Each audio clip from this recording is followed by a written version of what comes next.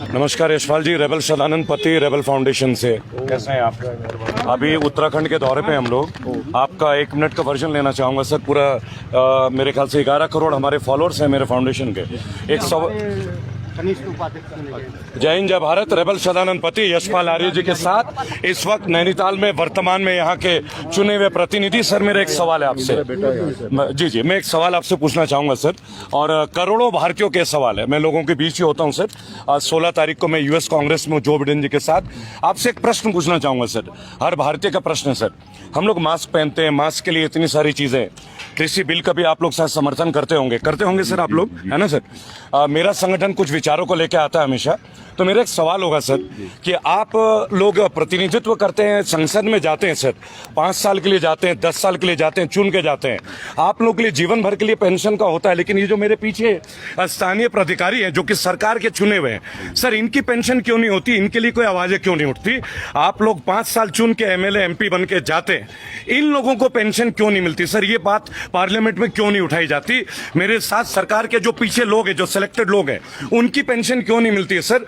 5 साल में देशभक्ति का ऐसा क्या नजारा इंडियन पॉलिटिकल सिस्टम में कि हमारे एमएलए एमपीज को बेनिफिट मिलती है? मेरे देश के करोड़ों फौजी, सीआईएसएफ, सीआरपीएफ, इंडियन आर्मी और मेरे पुलिस के वो लाखों लोग जो कोरोना का, नहीं ये मेरा आवाज है सर, मैं बोलता है ऐसा, मैं रेबल हूं सर जी।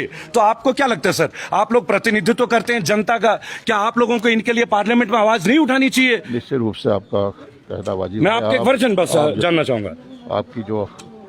आपका जो कथन है, जो आपने कहा है, निश्चित रूप से जी सारगर्भित है, आवाज आनी चाहिए जी। क्योंकि देखिए सर, कोरोना के विस्मय परिस्थिति में हमारे जो मौलिक अधिकार हैं जी, उसके अंतर्गत जो भी व्यवस्थाएं हैं, थोड़ा सा और जोर से बोलेंगे सर। जो भी हमारे मौलिक अधिकार हैं उनके अंतर्गत जो भी व्यवस्थाएं हैं जी, उनका अनुपालन सुनिश्चित होना चाहिए जी।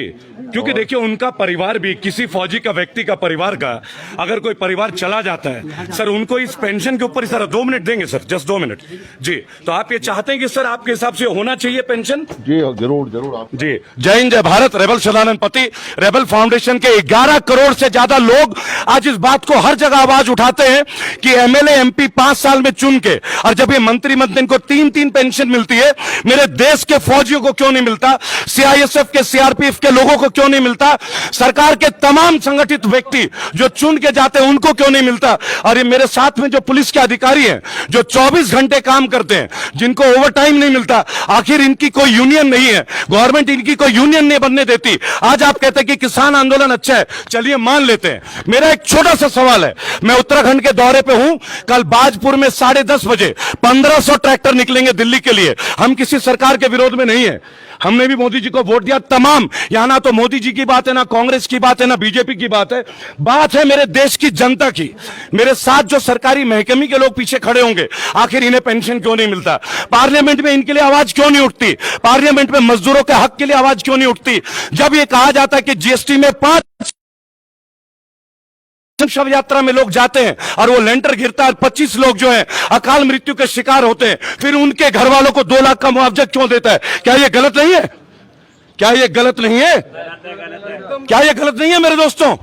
हमारे ही देश में जहां लाखों करोड़ का जीएसटी का मिलता है और हमारे जनजीवन में एक व्यक्ति को 2 लाख का मुआवजा, मैं इसी तरह निरंतर दोस्तों अमेरिका जाने से पहले निरंतर हर एमएलए एमपी से यह सवाल पूछता रहूंगा। और बहुत शीघ्र हम लोग अपने स्थानीय विधायक के घर भी जाएंगे और उनसे ये पूछेंगे कि अगर आप किसी बिल का समर्थन करते हैं और आप लोग चुने हुए जनप्रतिनिधि हैं, आपको एयर टिकट की सुविधा मिलती है, आपको फर्स्ट क्लास की सुविधा मिलती है, तो मेरे देश के फौजी, मेरे देश के पुलिस वाले, सीआईएसएफ, सीआरपीएफ, इन लोगों को पेंशन क्यों नहीं मिलता? इनकी आवाजें क्यों नहीं उठती? गलत है क्या? लोग बोलने के लिए आवाज आगे नहीं आते, कारण क्या है? कोई बोलेगा तो कुछ होगा। मैं रेबल हूं ना, तो इस चीज से पीछे हटूंगा। पुलिस के लिए भी आवाज उठाता हूं, फोर्स के लिए भी आवाज उठाता हूं, आम जनता के लिए भी उठाता हूं। अगर हम लोग एक सोशल मीडिया में हैं तो हमारा काम कोई गंदे न्यूज को देना नहीं है, सच्चाई तक आपको पहुंचाना हमारी जिम्मेदारी भी है। पत्रकारिता का एक स्तंभ है। हम अर्नब की तरह पूछता है भारत नहीं करते। भारत क्या है? हम भारतीयों से। आज नेताजी ने एक बात बोला, यशपाल जी ने बोला कि मुझे आपके विचार अच्छे लगे, और वो कहते पर ये सदन में कब उठेगा? इन लोगों की तनख्वाह बढ़ गई, सदन ने एक मत में बहुमत दे दिया। ऐसा क्या कार्य करते हैं हमारे देश के चुने हुए नेता? उनकी सैलरी, उनके रिटायरमेंट तक, उनके रिटायरमेंट के बाद जब वो नेता नहीं रहते, तत्पश्चात उनको इतनी सुविधाएं। और मेरे देश का पुलिस, मेरे देश का फौजी, मेरे देश का सीआईएसएफ, सीआरपीएफ, ये जितने लोग हैं पैरामिलिट्री फोर्सेस, ये कौन सा देशभक्ति में कमी करते हैं जो इनके परिवारों को सुविधा नहीं मिलती है? जय हिंद, जय भारत। ये सवाल हम पूछते रहेंगे। कल बाजपुर सुबह 10:30 बजे उत्तराखंड किसान यूनियन के ज्यादातर लोग हमारे फाउंडेशन के साथ होंगे। 17 मीडिया की टीम हमारी सारी चीजों को कवर कर रही है, आप लोगों के लिए 24 घंटे तत्पर। जय हिंद, जय भारत।